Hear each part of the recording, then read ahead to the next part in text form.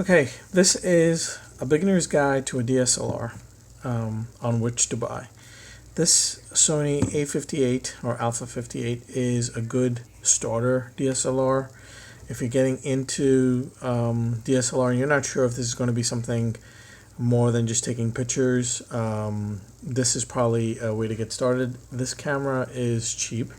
It is under $400. You can probably get it under 400 or even a little over 300. You can get it used, refurbished, whatever, and get the body and the basic lens. This is a kit lens, and it goes from I guess it's difficult to see, but it goes from 18 to 55 millimeter. And I'll just talk about why this is probably one of the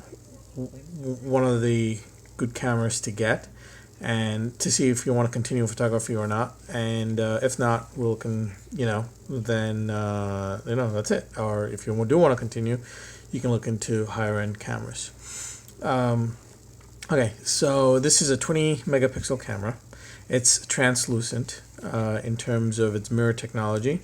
So basically what that means is, and the good thing about it is, I'll mention the good thing and the bad thing. The good thing about it is that instead of having a mirror that goes up when you go to take a picture, when you do video, it's a semi-transparent mirror, almost like one of those two-way mirrors, if you've ever seen those on the cop shows.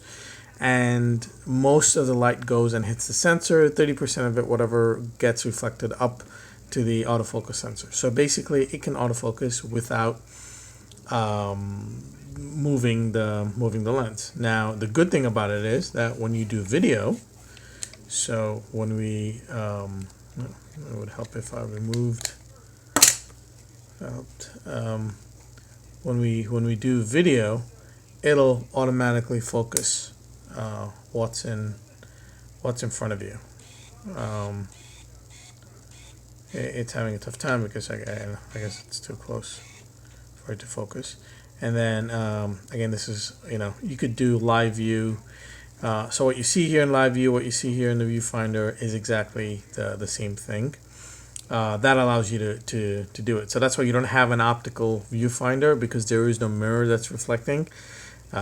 Instead, it hits the autofocus sensor. That's why this has an electronic viewfinder instead of an optical viewfinder. It's a plus and minus. Some people like it, some people don't like it. But the good thing about it is that whatever changes you set, picture style, white balance and things like that, whatever you do is also shown here in the electrical viewfinder. So what you're seeing is actually what you're going to get, the photo that you're going to take. Unlike optical viewfinders, you won't be able to see all that. You just see a regular image like your eyes would be able to see it. So that's the beauty about translucent mirror technology. The downside of it is that light is lost. I believe they said 1/3 of an f-stop. Again, if you don't know what an f-stop is, one of those things that you will learn when you about photography. But it's 1/3 of an f-stop is lost for the reflection, which basically means that a little bit less light comes in compared to a comparable camera with a mirror. Again, the beauty about it is that you can also do videos and it'll autofocus. Most DSLRs, I should say, with the exception of the Canon 70D, won't focus automatically, or they will focus, but they're very slow, and because they use contrast detection to focus, so it's very slow and not as fast as this would be, where the light comes in. Just trying to focus on my screen, which does it is focused. I don't know, in this screen it looks like it isn't focused, but it is focused. Anyway, so this camera is good for video and photography, right? The one thing I will tell you, that if you're learning how to take photos, is that you shoot in RAW, and basically that would be the image size or the image quality here, at least in this one. You see it'll say RAW and JPEG. You can select RAW, for example, to record. And the beauty about RAW is that you will get better pictures, and you will learn how to modify them in after what we call post-processing in the photography world.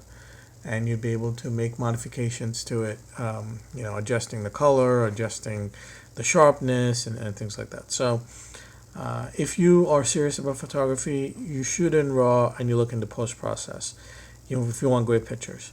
If you find yourself just doing JPEGs, or if you find yourself, if you look over here, it has M, I'm set to M, which is manual mode. If you find yourself in either P mode or this image plus mode or this image mode, and really not going into manual mode or shutter priority or aperture priority, perhaps a DSLR, well, again, you will get good pictures out of this, better than a point and shoot, or most point and shoots. Even now, a lot of the point and shoots have gotten sophisticated, and they have controls similar to this. They can change the ISO, they can change the exposure compensation, they do HDR, they can change the aperture and the shutter speed and all that. So even the point and shoots have gotten fancy, but this is a low-cost camera for you to get into. It takes great pictures. It's 20 megapixel. You can walk around with it.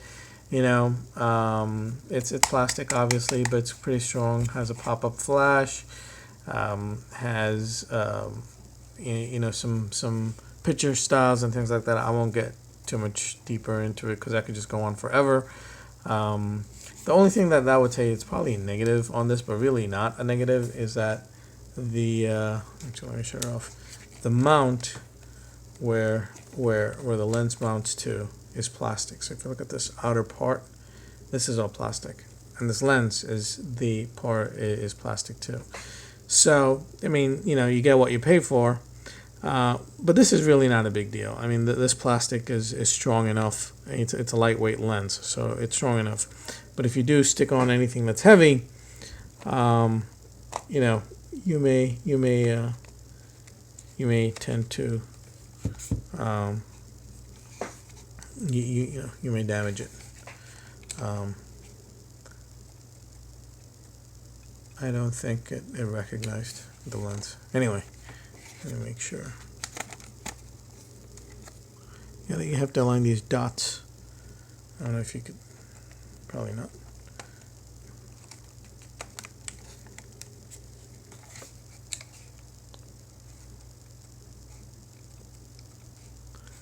Oh.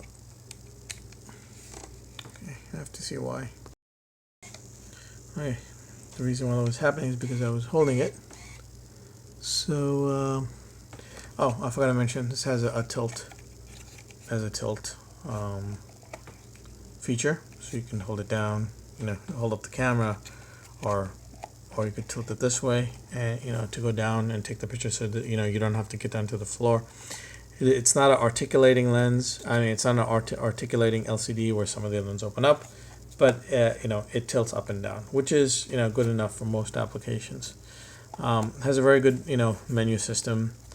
Again, if you shoot into RAW, you will find yourself learning a lot about photography and how well a photo is taken and how to modify the photo to suit your needs.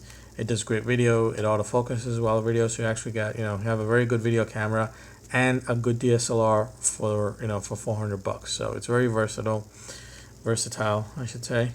A lot of the key features. ISO is something that I change a lot in a photo, so it allows you to change the ISO pretty quickly.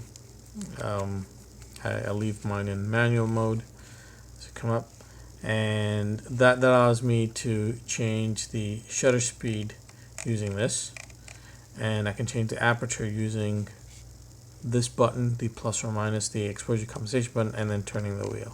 So at your fingertips, change the three things that control exposure, right? You got the ISO that tells you how sensitive the sensor is to light. You can change your shutter speed by turning the front dial, and you can change the aperture by pressing and holding this and turning the dial. So the three things that you need to change the exposure, to get the best exposure that you want, or the depth of field that you want, or to catch something that's going on fast, is at your fingertips. So that's very good. To record video, you just press this button over here, and if you bring this to your eye, it shuts off the LCD, so they both are not on. So a well-rounded camera, less than $400. Oh, it also has an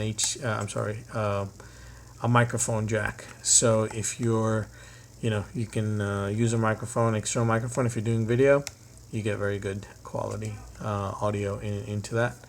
HDMI, what else? And then battery and the card goes in here. So a nice beginner DSLR that does video and does autofocus while doing video. Uses the alpha mount lenses. Use the this is the A58, so it uses the ISO standard hot shoe for Sony, not the other Minolta / Sony proprietary that was in the previous cameras. So that's a good thing. Has HDR, has high ISO noise reduction. Obviously, you could do a lot. You could fix a lot of that stuff in post processing. Use if you shoot RAW. Hopefully you do. And if you're not going to shoot RAW, then maybe a higher end camera like an enthusiast camera or a prosumer camera may not be for you. So hope this video helps to see get you decent camera without spending a lot of money.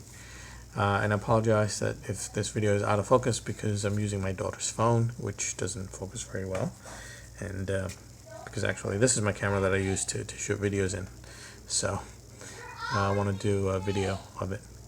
Anyway, good luck. Thank you.